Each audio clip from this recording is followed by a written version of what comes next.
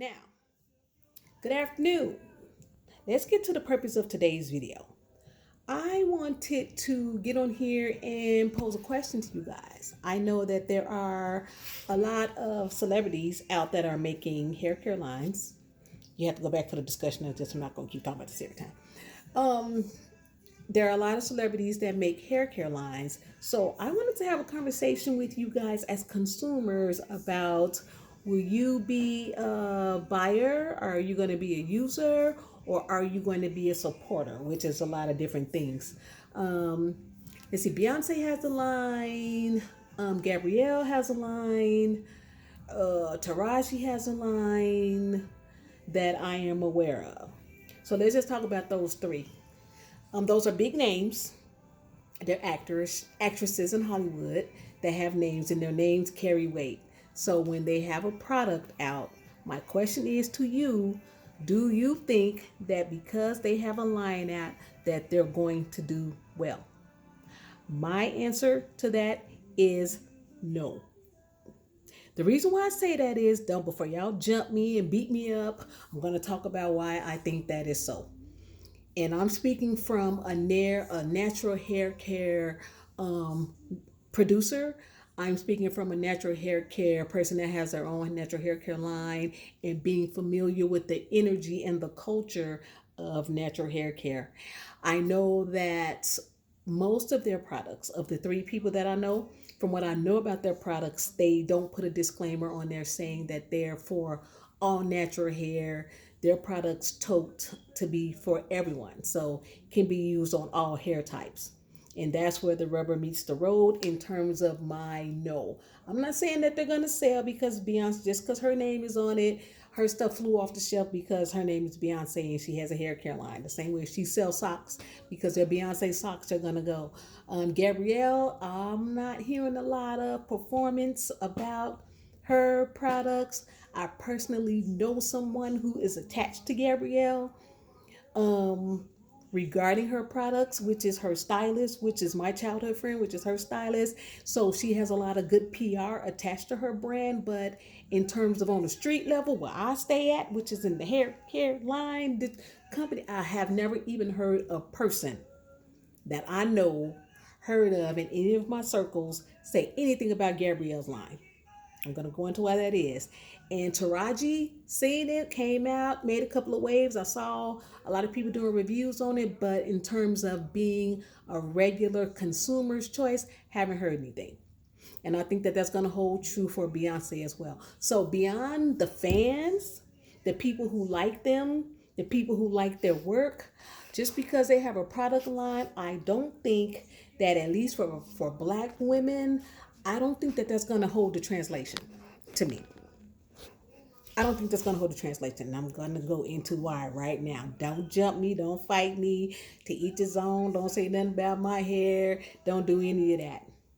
Because I don't have anything to prove. Like I said, before TikTok, before Instagram, before all of that stuff, I've been here. I've been in the game.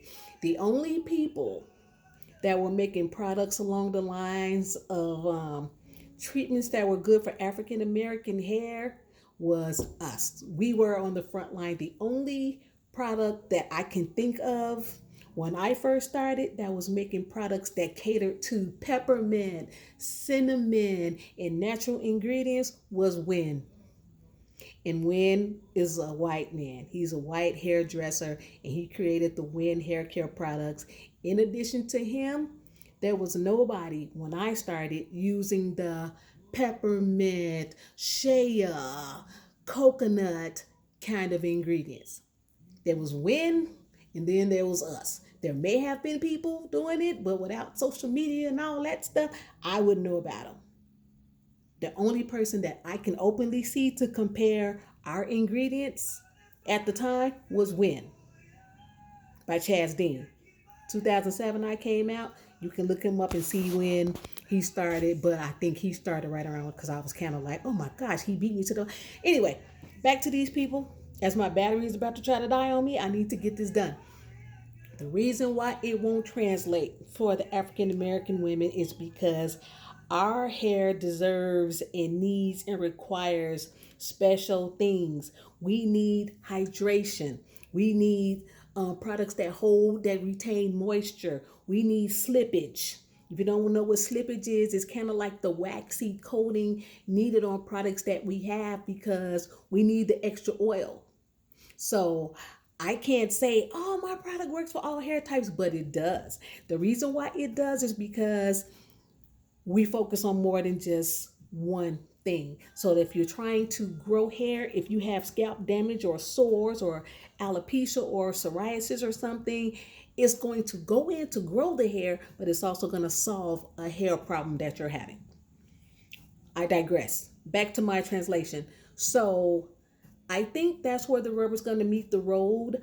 I don't think that just because you are Beyonce or Taraji or Gabrielle, don't jump me, my friend, um, that is going to translate over it. It will be used. People will buy it. People will support your brand. Yes, they will. They will buy it. They will do their hair review. They will get on the TikTok and say, hey, I got the Taraji and I got the Beyonce. They're going to do that. But in terms of them purchasing your product as their regular regimen, it's not going to translate like that because the ingredients in particular that they need is not going to be in your products. Now, another thing I didn't do, because I didn't buy any of theirs, we preach, all of us natural hair care people that make anything, there's a lot of them now in the game, which is great. I love it. But I tell everybody, read the ingredients on your bottles. My next video is going to be the ingredients that I read on the back of all of their products.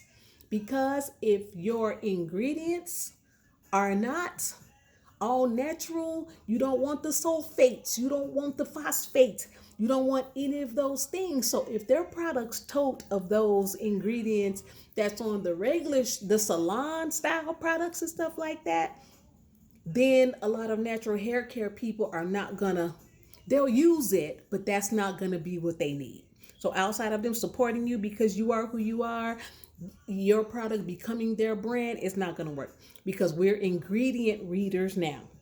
We want to know what's in here. We want to know if you're using cinnamon shampoo, coconut, shea, but that's what we're after in the natural hair care community.